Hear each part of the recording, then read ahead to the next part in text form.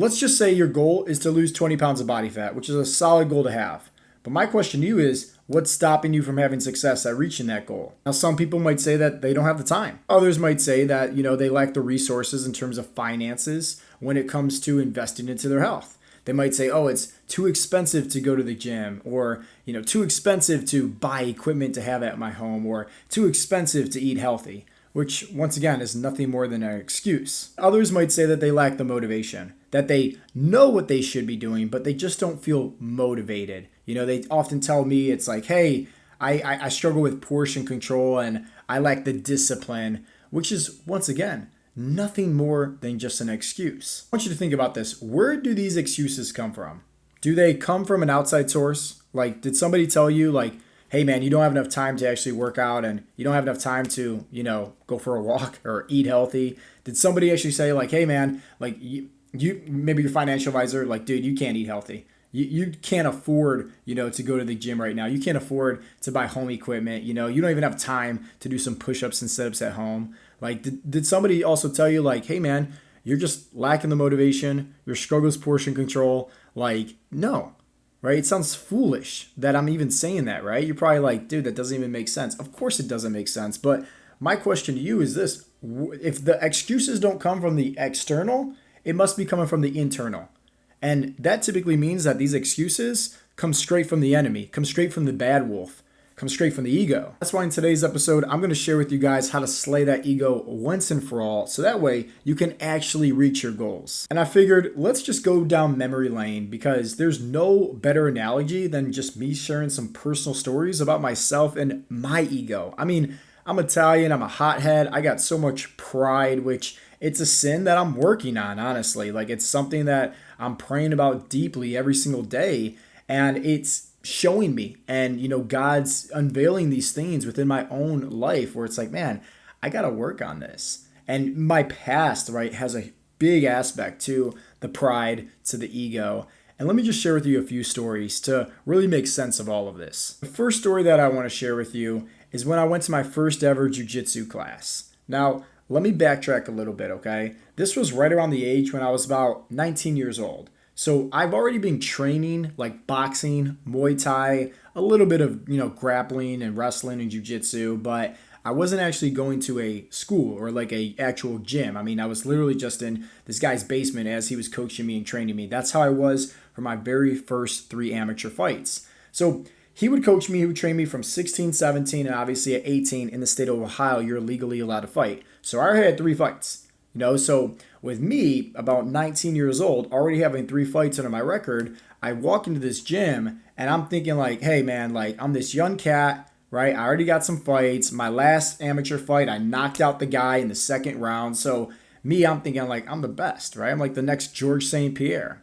So anyways, I go to the jiu-jitsu class because that's what we signed up for. Like me and my brother, when we were training, we were really good at boxing, really good at Muay Thai, kickboxing.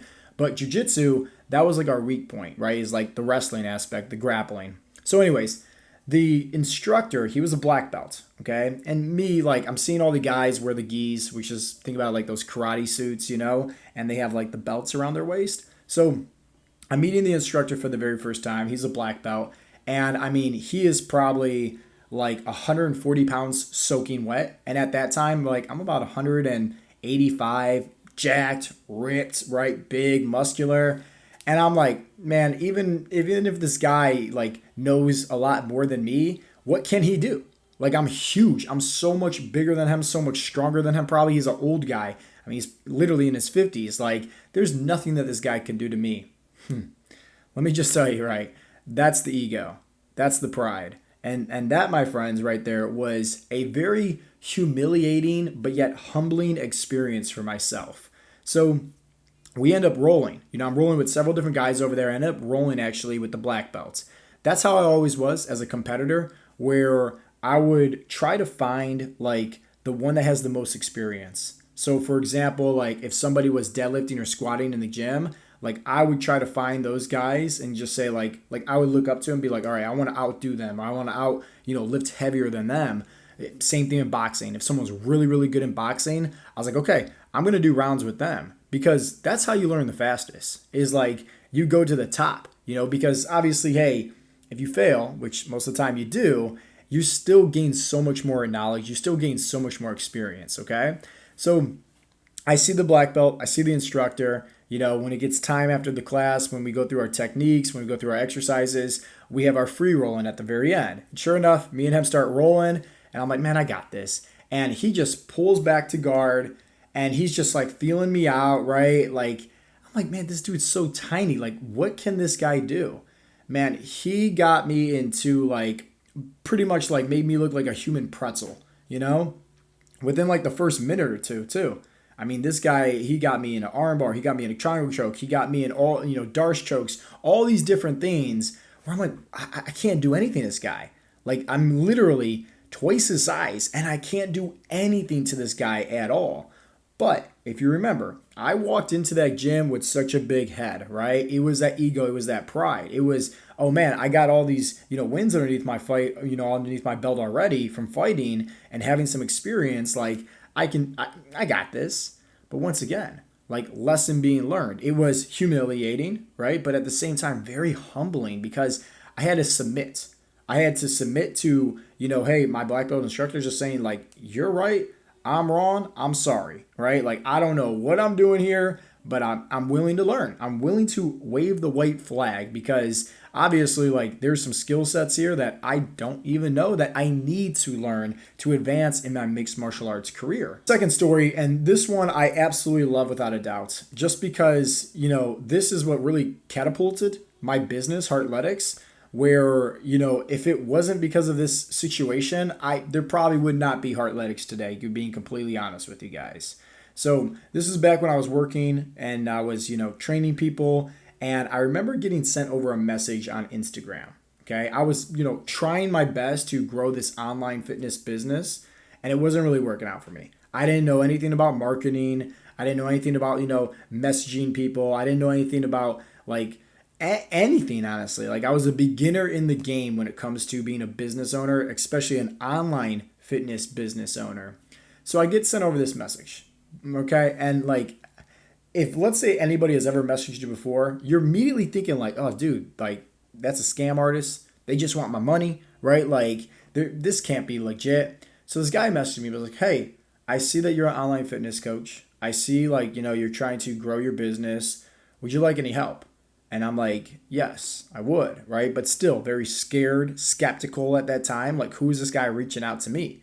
Like, yeah, I would like some help. So he immediately asked me a few questions, right? Like, hey, where are you trying to grow the business? What are you trying to do? Like, who is it they help, etc. And he then says, why don't we just hop on a 15-minute call?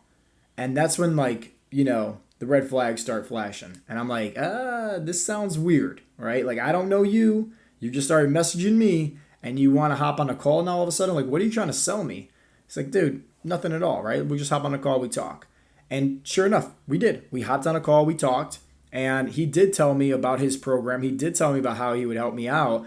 And I decided to take that risk because our conversation led to this. Hey, if you have this goal, if you have this dream of growing Heartletics and helping these guys, lose body fat, have more confidence, have more energy, but you're not able to do that, and everything that you have been doing hasn't been working out for you, he pretty much said, like, Joe, what does Albert Einstein always say? The definition of insanity is doing the same things over and over again and expecting different results. Let me repeat that one more time. The definition of insanity is doing the same things over and over again and expecting different results. When he said this, it was like a mental click. And I got pissed off because it wasn't like me being pissed off at him and because he said that. It was more so of me being pissed off at myself because why am I not being successful? Why am I struggling? And it was a conversation that I had to just look myself in the mirror and just say to myself, you, Joe, are the reason why you're struggling right now. It's your pride. It's your ego. It's this, you in your own head thinking like, oh, I'm a know-it-all. I can do this all by myself. I don't need anybody's help. Like, I know what I'm doing here.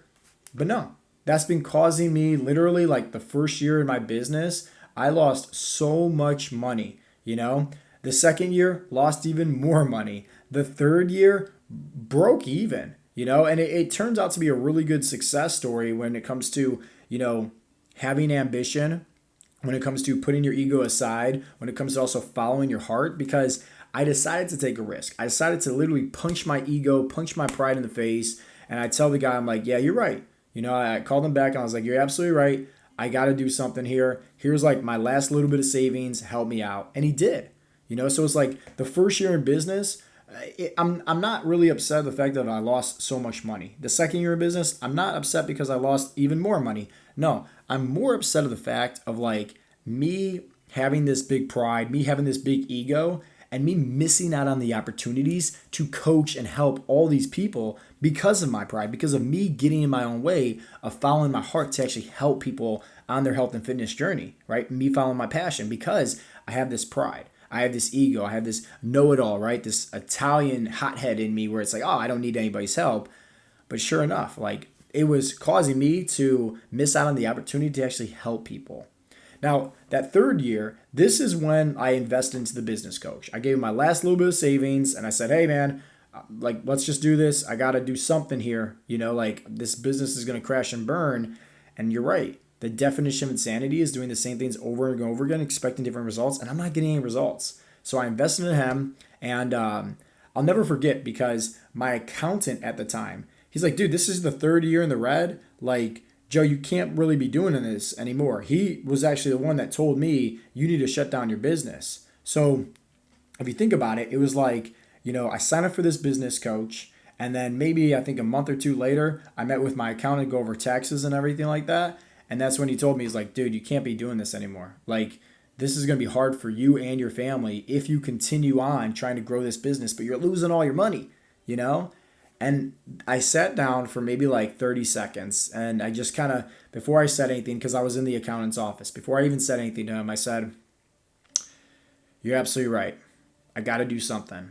And I looked at him in his eyes and I said, I'm firing you. And I literally said it just like that. I said, I'm firing you. And he was so puzzled. His jaw dropped. He's like, why are you firing me? And I said, because like, why would I have people in my corner that don't believe in me? So I fired him. I hired a new accountant who's a really good friend of mine. We go to the same church, amazing accountant. And obviously the business has grown, right? Because this was almost like 5 years ago, long time. And here we are today, still kicking it, still growing the business. But it was because I had to submit. I had to submit to this, coach that reached out to me that I was scared, skeptical, thought he was a scam artist, thought he just wanted to, steal my money. But it ended up turning out to be a blessing in disguise because I had to look myself in the mirror and literally punch the ego, punch the pride out of me and say, hey, I'm done. I got to submit. I got to wave the white flag. I don't know what I'm doing here. And I did. I signed up for him, right? He was able to coach me. He was able to help me. And the business was able to take off from there where I was able to, stop coaching people and training people in person and quit my 9-to-5 job and obviously do this full time to support my family. It's a huge blessing because I decided to take that risk, all because I decided to just not listen to my ego anymore and to submit and just say, hey, you know what? I got way too much pride. I got to put this thing aside. Like, it's not helping me. It's actually hurting me. So I want you to think, right? Like, let's just say you're on your health and fitness journey right now and you're watching this and you're listening to this episode. Where is the pride in your life and the ego? Everybody has it. I mean, that's the reality. Everybody has it. And if we're looking at it from a biblical perspective, it's a sin, and it's a sin that I'm constantly asking for grace and repentance on each and every day because I need help with it, honestly. And I constantly do. Even when life's great and you feel like everything's working out for you, it's like, that's where once again, like my pride, my ego is like, it starts feeding me these lies of, hey, you got this. You don't need any help. Like, hey, you're the bee's knees, right? You're the head honcho. And it's like, I got to always remind myself, like, I'm getting my strength. I'm getting, all of the success from God. It has nothing to do with me, has nothing to do with what I'm actually doing. It's from God. That's it. Whether you believe in God or not, that's completely up to you. I'm just letting you know from me and my perspective. So I want to know from you though, and you can just leave a comment down below, like as you're watching this or listening to this or waiting to the end, what is stopping you from reaching your health and fitness goals? Is it actually something stopping you? Or is it you stopping you? Who knows? You may be the type of person that, constantly says, I'm going to do this my way, right? I'm going to do this my way. I'm going to do this my way. I'm going to do this my way. You may know somebody that can get you in the best shape of your life. You may know that their plan is going to work for you. You're going to get the results you're looking for. You're going to know that, hey, maybe the hard thing for you is having the right people holding you accountable. So I want you to think about that as like everything that you have been trying to do in the past, has it been working out for you or not? That's a hard pill to swallow. It definitely was for me, but every time I swallowed that pill and I was like, you know what? I'm in the wrong here. It's my ego, it's my pride. And I was able to surrender, right, to that and just, hey, submit and say, hey, I need help. It typically got me the results that I was looking for because I wasn't getting in my own way anymore. And that, my friends, is the ego. That, my friends, is the pride. It's you getting in your own way. And remember, what is the pride again? What is the ego?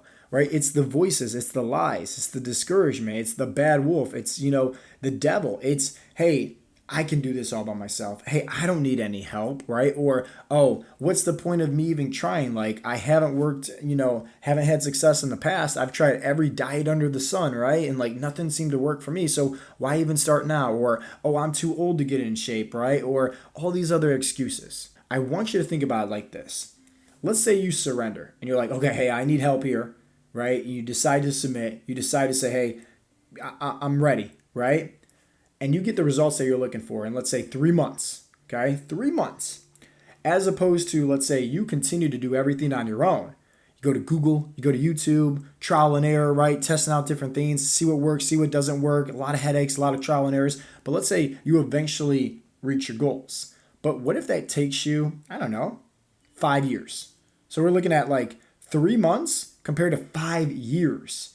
Well, what happens in those 5 years, right? Like, is there a lot of happiness? Is there a lot of joy? Because over here, if you're able to lose the body fat, have more energy, have more confidence, and fast forward, right, having those results and maintaining that success for the next 5 years, I'm pretty sure your life is going to be a lot better than over here of 5 years of constantly struggling more and more and more, trial and error, right? Probably creating bad habits for maybe your family or, coworkers because they constantly see you doing these things like cutting out your carbs or, not eating anything because you're doing intermittent fasting. You're just hopping from fad diet to fad diet to fad diet, never having the long-term success. The only way to win that battle against the ego is to just surrender, to wave the white flag, to admit that you don't know what you're doing and that you need help. I have to constantly do that in my own life. Really let this message kind of sink in for you guys. What is stopping you when it comes to you having success at reaching your goals? Is it actually an external thing? Or who knows? Maybe it's the same things that you constantly tell yourself on repeats in your own head, which might be the pride, which might be the ego, saying, hey, I got this. I don't need any help. You're the one that needs to come face to face with yourself in the mirror and have that reality check. Nobody else. So if you did get any value from today's episode, I would greatly appreciate it if you gave it a thumbs up, leave a comment down below, and then also, if you have not yet subscribed to my YouTube channel, I would greatly appreciate it if you did. As always, guys, this has been Coach Joe with Heartletics.com, and I will talk to you in the next episode. Peace out, Girl Scouts.